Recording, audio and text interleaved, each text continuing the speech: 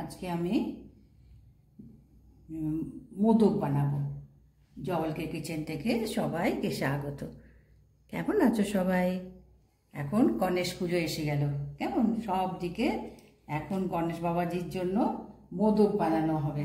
তো আজকে আমি মিল্ক পাউডার দিয়ে এই কেশর দিয়ে, কেশরটা একটু বেশি দিয়েছি কেননা এর কালার এবং এই কেশরের ফ্লেভারটা যাতে আসে সেই জন্য আমি এখানে কেশর একটু গরম দুধে ভিজিয়ে রেখেছিলাম। তো এখানে কি করতে হবে, তোমাকে আগে এই কড়াইতে গণপতি বাপ্পার মোদক হচ্ছে সব থেকে প্রিয় হচ্ছে ভোগ, কেমন আমরা সবাই মোদক আর নয়তো তোমার লাড্ডু ভগবানকে দিই। তা সেই লাড্ডু আজকে আমি ঘরে করব। আচ্ছা, এই চামচে তোমার গিয়ে একটা বড় চামচে ধরো 1 চামচ হলো, কেমন 1 চামচ তোমার ঘি দিলাম। এবার এখানে তোমার দুধটা দেব। আচ্ছা, এখানে তোমার গিয়ে এই বাটির আমি মোটামুটি মানে 3/4 আমি দুধ নিয়েছি, ঠিক আছে। আর এখানে বড় চামচে 2 চামচ আমি ডেসিকেটেড কোকোনাট নিয়েছি, যেটা ড্রাই কোকোনাট বলে, মার্কেটে এগুলো এখন সব সময় পাওয়া যায়। আর এখানে তোমার এই এতটা মিল্ক পাউডার নিয়েছি, তো সেই জন্য এখানে আমি এই বাটি 1 বাটি মতন দুধ নিয়েছি, একটু মালাইওয়ালা এই দুধটা নিয়েছি। এবার গ্যাসটাকে আমি চালু করে দেবো, একটু হালকা গরম হবে কেননা এই ঘিটা দুধটা ভালো করে মিশতে হবে।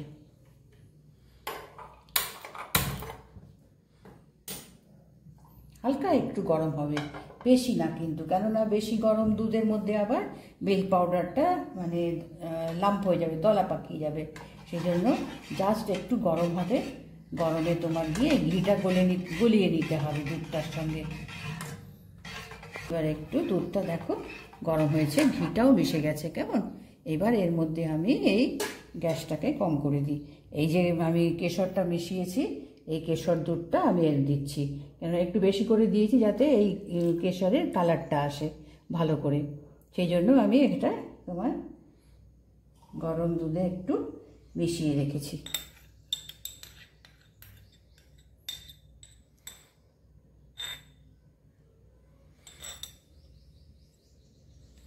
এখানে এই কেশর ভেজানো দুধটাও দিলাম আর মিল্ক পাউডারটা দেব। যেমন বানাবে সেই মতন আর কি নিতে হবে। আচ্ছা, খানিকটা আমি মিশিয়ে নিই, তারপরে আমি বাকিটা আবারও মেশাবো, একসঙ্গে দিয়ে দেব না, তাহলে কি হবে তোমার গিয়ে মানে ছোট ছোট গাঁট বেঁধে যাবে। তো প্রথমে হাফ দিলাম, দিয়ে তোমার এই দুধটাকে মিশিয়ে নিলাম, নিয়ে বাকিটা এখন আবার দেব, দিয়ে তোমার এবার বাকিটাও দিয়ে দিলাম। এবার এর মধ্যে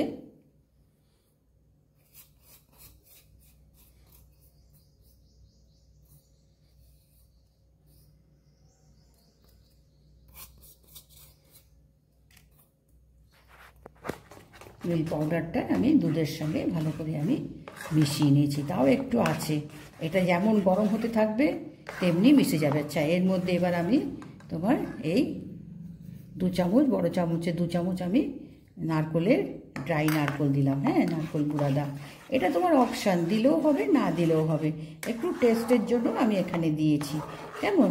এটা মেনলি হচ্ছে তোমার গিয়ে কেশর মোদক, কেমন, কেশরটা একটু বেশি দিয়েছি এবং তার কালার, তার গন্ধ, সেইটাই হচ্ছে আসল তোমার গিয়ে এই মোদকের মানে কি বলবো, কেশরটাই হচ্ছে মোদকের আসল তোমার ফ্লেভার, হ্যাঁ অ্যাট্রাকশন। তো সেইটা তোমার গিয়ে মনে রাখতে হবে, ঠিক আছে। মোদক তো আমরা নানানভাবে নানান রকম দিয়ে বানাই, তো আজকে আমি এইটা কেশর দিয়ে বানাচ্ছি। তো এবার আমি এটাকে ভালো করে এটাকে মানে শুকিয়ে নিতে হবে। আর এখন একটু মানে ফ্লেম কিন্তু ফুল করলে চলবে না, মিডিয়াম করে আস্তে আস্তে এটাকে মানে কমিয়ে একদম সিম করে এটাকে করে নিতে হবে। যত এটা শুকাতে থাকবে তত কিন্তু তলায় ধরে যাওয়ার চান্স থাকবে, যার জন্য এটা ছাড়লে চলবে না। তো তোমার এটা সমানে তোমার এরকম পাক দিতে হবে। আমি করে নিই। এবার এটা দেখো কড়াই ছেড়ে আসছে। হ্যাঁ, এখানে আর একটু মোলায়েম হওয়ার জন্য আমি অল্প একটু এখানে ঘি দিয়ে দেবো। গ্যাসটা কমিয়ে দিয়েছি, অল্প একটু ঘি দেবো, বেশি না।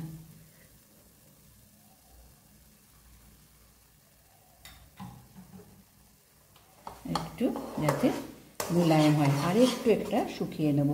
শুকিয়ে তারপর এটা প্লেটে ঢেলে ঠান্ডা করার জন্য একটু ঠান্ডা করে নিতে হবে, কেননা এখন তো চিনির গুঁড়ো মেশানো যাবে না।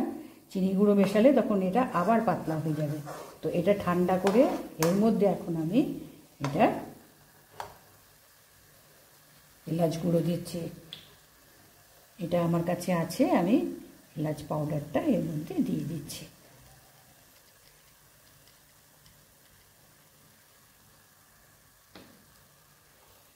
এটা একটু ভালো করে শুকিয়ে দিতে হবে।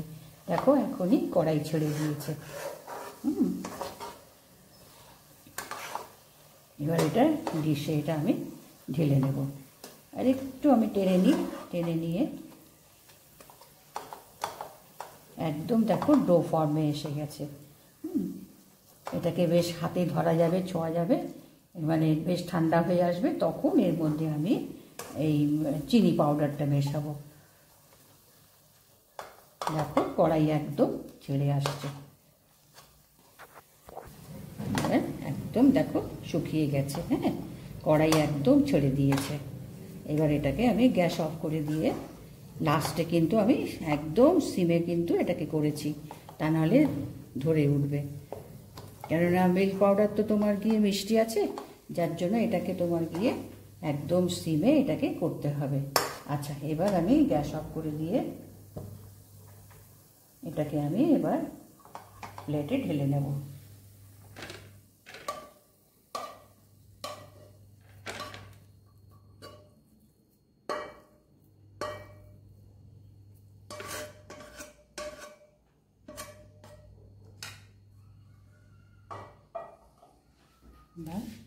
এটাকে একটু বিছিয়ে দিই যাতে ঠান্ডা হয়ে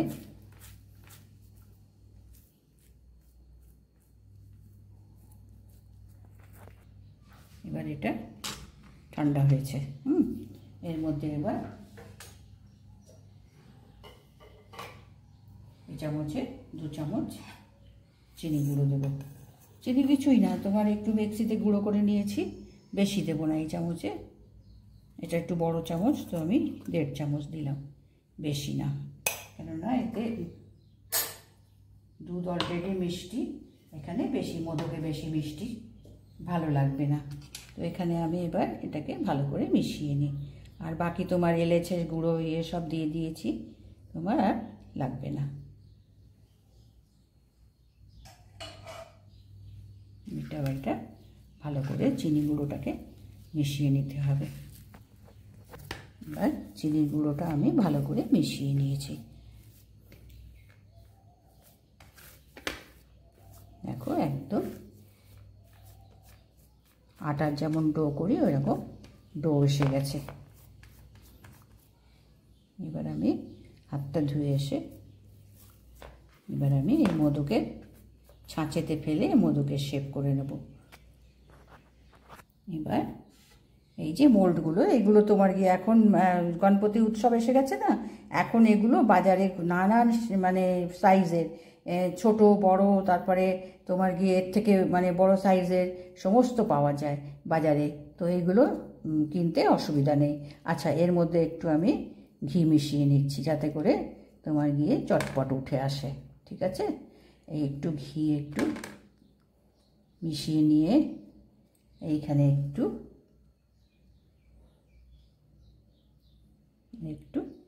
বাদাম আমি দিয়ে দিলাম। এই বাদাম বলছি, এটা আমি পেস্তা কুচিয়ে নিয়েছি। এটা পেস্তা কুচিয়ে নিয়েছি। আচ্ছা, এবার এখান থেকে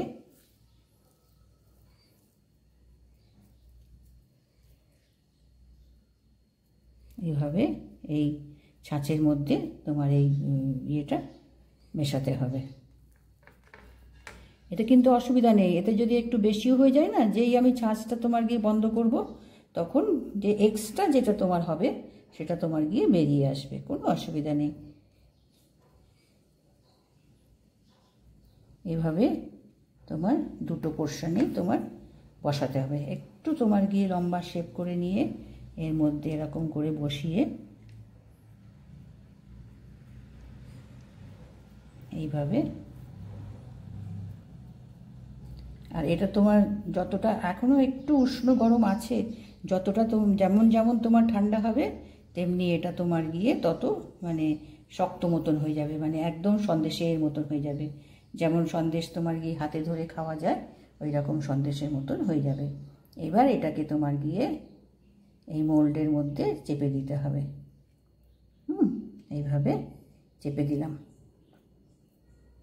যেটা এক্সট্রা তোমার হলো সেটা বের করে দিয়ে এবার এটাকে সমান করে দিতে হবে।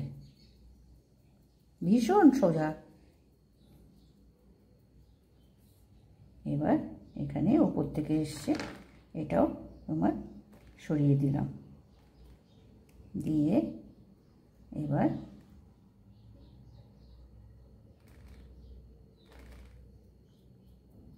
দেখো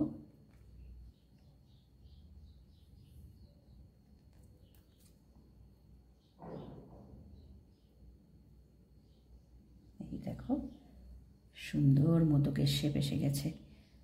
কেমন? এইভাবে আমি মোদকগুলো সব আমি বানিয়ে নিই, ঠিক আছে? দিয়ে তারপরে আমি আবার পুরো প্লেটটা আমি দেখাচ্ছি। এবার আমি সব মোদকগুলো দেখো আমি ওই ছাঁচের মধ্যে ফেলে বানিয়ে নিয়েছি, কোনো অসুবিধা হয় না। তোমার হাতে করতে গেলে সেরকম ভালো শেপ আসে না।